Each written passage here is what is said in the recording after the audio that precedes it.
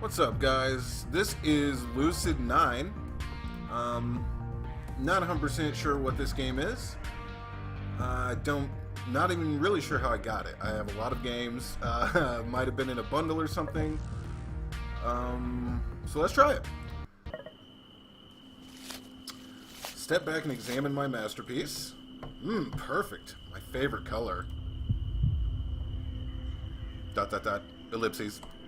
I've always loved red. It's different, brilliant, vibrant, unusual, a happy anomaly. Blood? Just like me. Red isn't much for nature, really only shows up in autumn, and even then, it's a dreary rust or nauseating cherry. And we just can't have that. Not when it deserves so much more. A whispering breeze filters through my thoughts, brushing against my skin with icy fingers.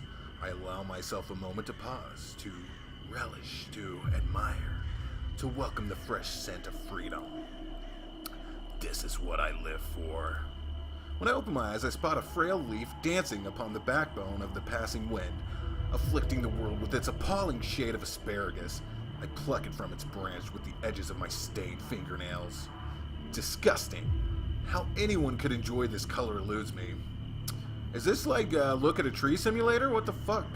A soft groan redirects my attention to my waiting masterpiece.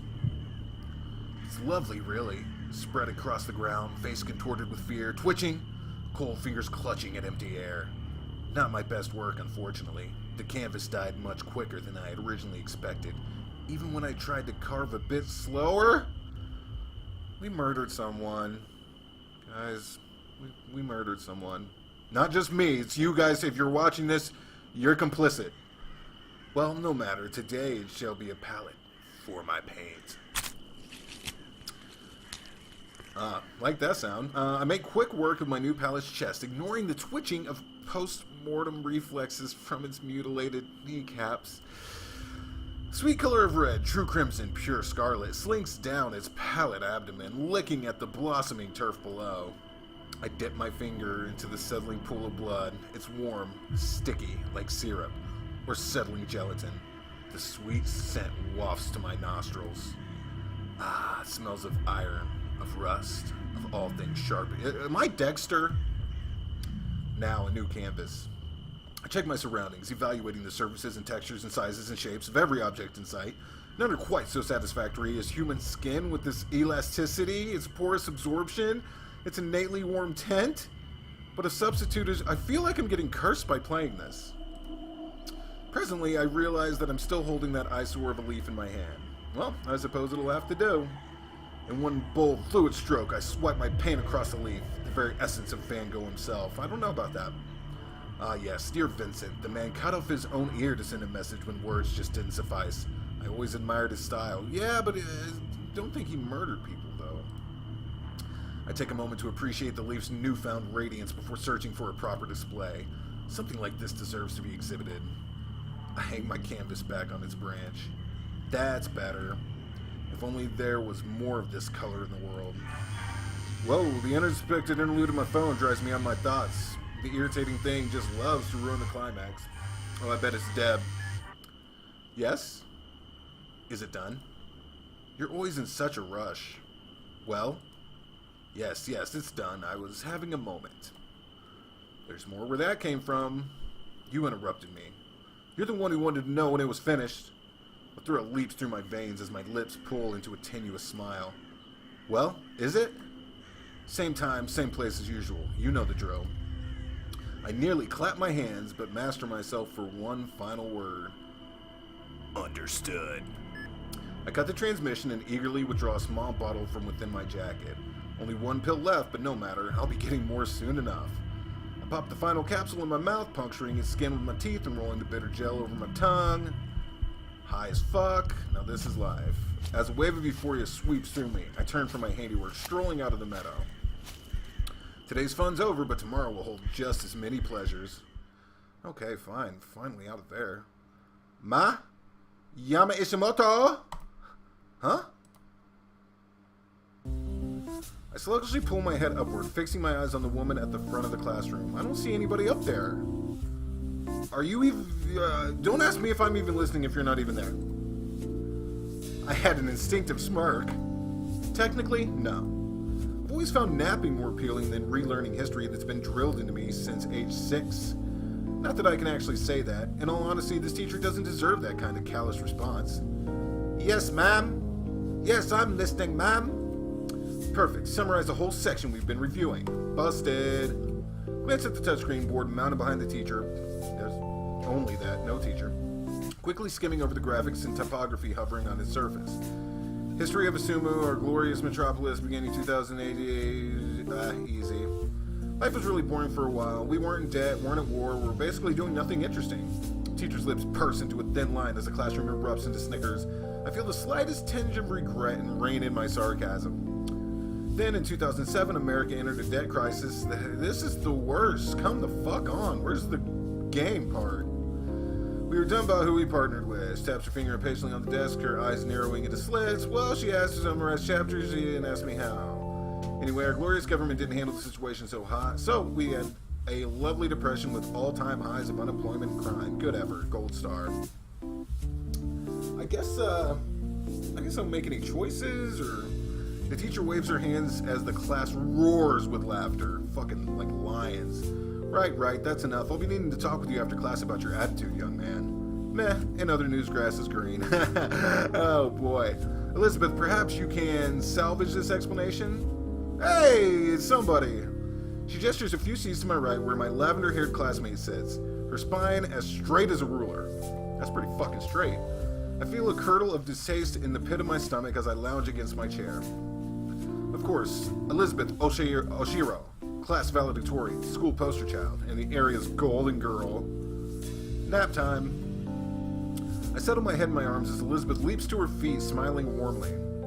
Certainly, during this time Japan fell into chaos, public demonstrations, often violent, occurred almost every day. Furthermore, political scandals. I don't want an actual history lesson. The teacher relaxes at Elizabeth's textbook recitation. She even shoots a quick glare in my direction as to say, see? Why can't you be like Elizabeth? Fuck Elizabeth. Fucking Nancy. Eventually, local political powers became more effective than centralized administration, hence why Isamu operates as smoothly as it does. Yes, thanks to the mayor's efforts. Perfectly done, Elizabeth. Fucking perfect. Elizabeth smiles primly and settles back into her seat, fixing her eyes on me with challenging disapproval. Don't look at me. I only shrug my shoulders, sending, am I still the murderer? Oh, beautiful and brainy. She might be worthy enough to make my list. Oh, that's somebody else. Glance to my left just in time to catch another classmate, Yahiko Ikari, winking conspicuously at Elizabeth. She clearly ignores him. Well, that's Yahiko for you. I can't remember a day when he hasn't tried to flirt with some girl or another, nor can I remember a day where he wasn't flat out rejected. Technically, he's my former roommate, which makes him my friend of 2 years. How close of a friend? Well, that's up for debate. Huh, she managed to deflect my charms. Yeah, she sure did. I wonder how. If you've never gotten a date, do you really wonder how? Me too! No one can resist the Yahiko Ikari. Yahiko clamps his mouth shut at the teacher's strident command. She leans heavily against her desk, massaging her temples with her fingers. Alright, class, why is there no teacher? Thanks to Elizabeth, we've seen where we come from. I'm sure you're all wondering what the... Yeah, I really am. We must study the past to understand the future. As such, it's imperative that the next topic be taken seriously. So, where do you all see yourself 10 years from now? I'm barely able to stifle a snort. It's only, what, the second day of school? Sure, this is third-year class. Sure, we're preparing for the college entrance exam. Does that mean that we have to know exactly what we want to do for the... Yeah, I mean, sure. The teacher pointedly looks at me, a hard glint in her eye.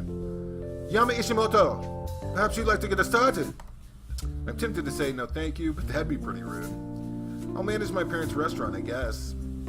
The teacher's lips tighten ever so slightly. I know what she's thinking. No passion, no ambition. He will be a failure, this one. It'll pay the bills, what more can I ask for? He's got a point.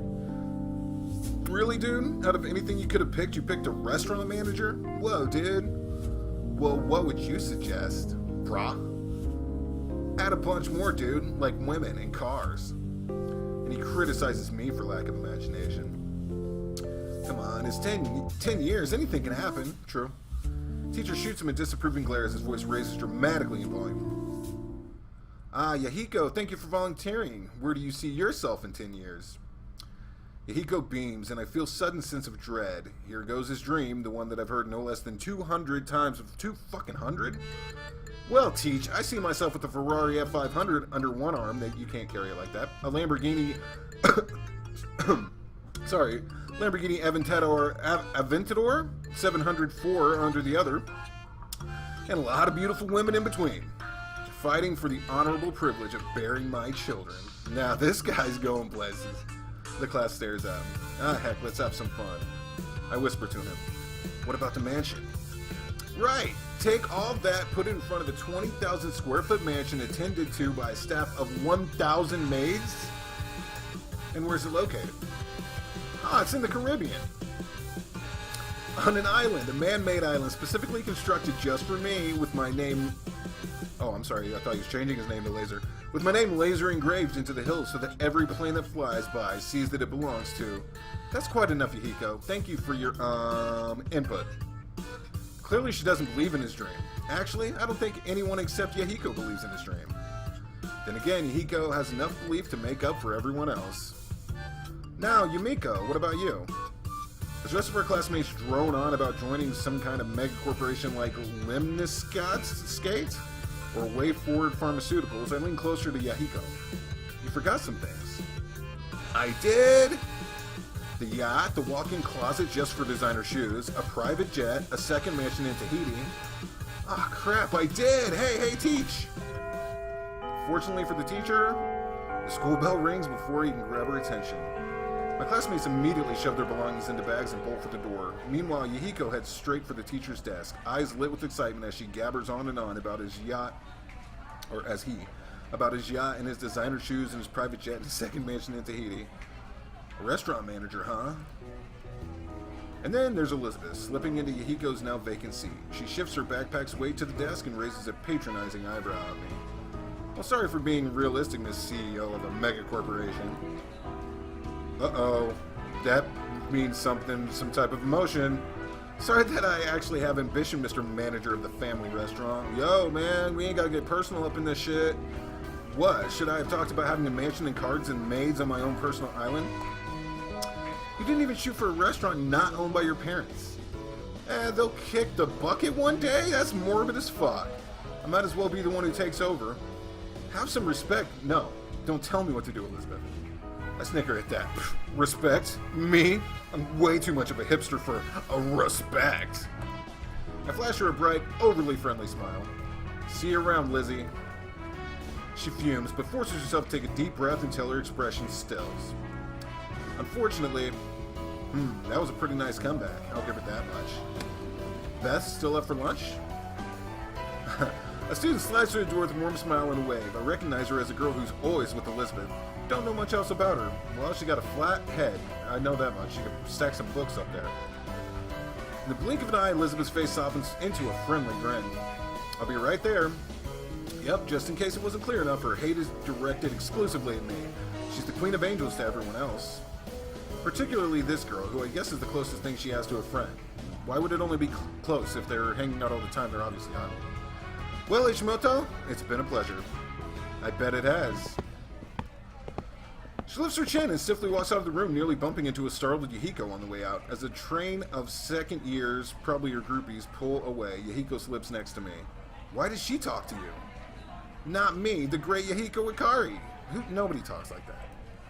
Maybe because there's a limit to how many brain cells she's willing to sacrifice for conversation? Beats me, she's been doing that for a while. Really? We were in the same class last year. Really? Why does this dude not know this information? Aren't these guys friends? I'm not surprised that he just learned about that. I am. Then again, to be fair, I don't talk to Yahiko much about my personal life. That's not personal, really. Yeah, something like that. It's not important. Yahiko evaluates me for a second with an unusually stoic expression, but quickly shakes it off, his face melting into a grin. Can we get the fuck out of this classroom? So what'd you think about my dream earlier? This again, on second thought, maybe we should have kept talking about Elizabeth. Same as the other 200 times you told me. It hasn't been too, Has it really? 203 to be exact. Yeah, there's no way he's got count. Huh. So that means you think it's amazing, right? Totally. I think it's the best dream in history, and it's so original and realistic. Thanks, dude! But I don't think you're aiming high enough. Huh? What should I add? Aim for the moon. He gasps as if it's the best idea ever, the poor soul. Forget Tahiti. A mansion on the moon? You'd be the first. Probably the last. Just think about the possibilities. No one's even set foot on the moon. That's not true. Imagine how famous I would be if I built a mansion there. No one's even said... Yeah, that's what I was thinking. Either I stepped into the conversation at the wrong time, or someone just came up with a really stupid idea. Enter Rui Hayata, my friend of 10 years. Technically, she's a grade lower than me, but that doesn't stop us from hanging out. She's stuck with me through thick and thin. She probably knows me better than I know myself. Beside her stands Masato Kuragane, hardy in both build and personality. If I had to describe him in one word, I'd use fire. Easily antagonized, hard to put out, and blazes every obstacle out of his way. Okay, well, you know, I'm not much for visual novels. I didn't realize that's what this was. But anyway, I don't know where this is going. The murder at the beginning was interesting. You know, maybe I'll look into it more. Anyway, thanks for watching, guys. Bye.